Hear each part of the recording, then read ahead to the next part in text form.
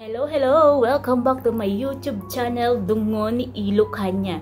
Kung kayo po ay bago pa lamang sa aking YouTube channel, please don't forget to subscribe and tap the bell button para po kayo ay laging ma-notify sa aking mga i-upload na video. Ang video pong ito ay nais ko lang po na ibahagi sa inyo kung ano yung saya o tuwa, galak na aking nararamdaman na sa wakas natupad ko din po ang pangako ko sa mga tao noon na tumulong sa akin nung walang-wala ako, nung lugmok ako. Sabi ko noon sa kanila at sa sarili ko, someday makakatulong din po ako sa kapwa ko, even though in a small way. And thank you Lord dahil natupad po ito sa pamamagitan ng isang batang ito na dahil sa kanya ay natupad ko ang aking pinangako sa sarili at sa mga taong tumulong sa akin. So, dahil po pasukan at may inilapit po sila sa atin na isang bata na kapos na kulang sa budget po na pambili ng school supplies, ay nagbigay po tayo, nag-abot po tayo ng kaunting tulong para sa kanya. So, Balong, pagpasensyahan mo na kung ano man ang nakayanan ni tita, pero masaya ako dahil nakita ko ang tuwa at galak sa iyong mga mukha. Sana mag-aral kang mabuti at mahalin mo ang iyong mama at papa. Sana balang araw makita din kita in person. So, mag-aral mabuti at magpakabait at sumunod ka lang sa utos ng iyong mga magulang at nakakatanda sa iyo dyan.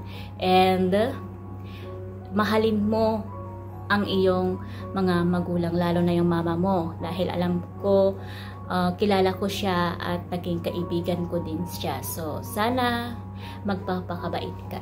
And salamat din Kuya Kevin sa sa concern mo sa bata, and salamat din dahil sa'yo hindi ko matutupad ang mission kong ito kung hindi sa'yo, dahil sa tiyaga at determinasyon mo na matulungan din ang batang iyan. And ikaw yung nandyan na nagpagod para mabili ang mga gamit ng bata. Kaya maraming salamat Kuya na ginawa mo to, na kahit hindi yung walang tandan, walang hinihintay na kapalit sa ating pagtulong sa bata yan. Kaya salamat Kuya and God bless. And sa lahat po ng gustong tumulong po sa itinayo na binuo po namin na advocacy para po sa giveaway school supplies, ay free po kayo na mag-message sa akin, ano sa tigasat ko, or dito po ilalagay ko po yung GCash ko. Kahit sa kaunting halaga po ay makatulong po tayo pa sa iba, kasi hindi ko naman po kaya na mag-isa lang ako dahil single mother din po ako with 2 kids. So sana may mga matulungan pa po tayo kahit sa maliit lang na paraanan. That's all po. God bless.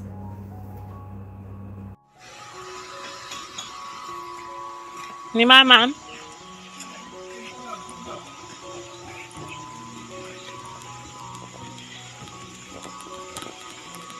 Oh.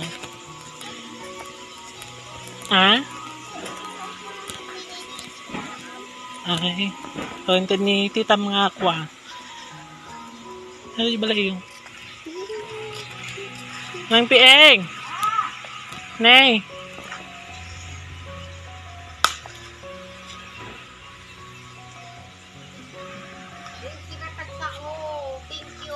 Thank you, tita.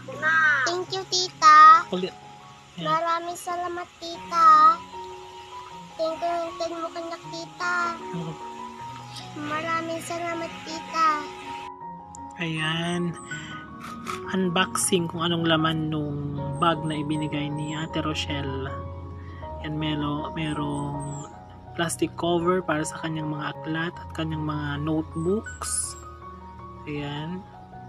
Siyempre, meron na ding envelope na may lamang crayons, pencil, ballpen, glue, scotch tape,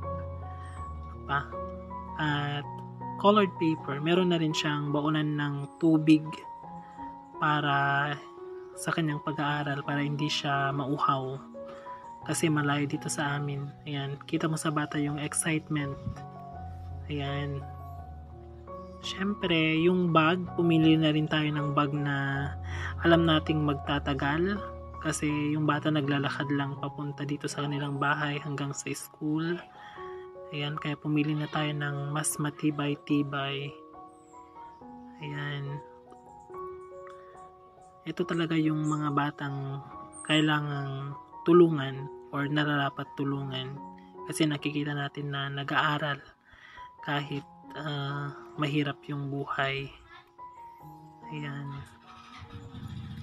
So, iba yung pakiramdam kapag ikaw yung nagbibigay ng tulong. Kaya maraming salamat kay Ate Rochelle Robles na naging instrumento para magkaroon ng mga gamit tong batang to. Ayan, bumili rin tayo ng mga papel, 3 padyata yon. Tsaka may baunan na rin siya ng pagkain para hindi na siya bibili sa school. Ayan. Tsaka 10 pirasong notebook. Ayan. Maraming salamat. God bless.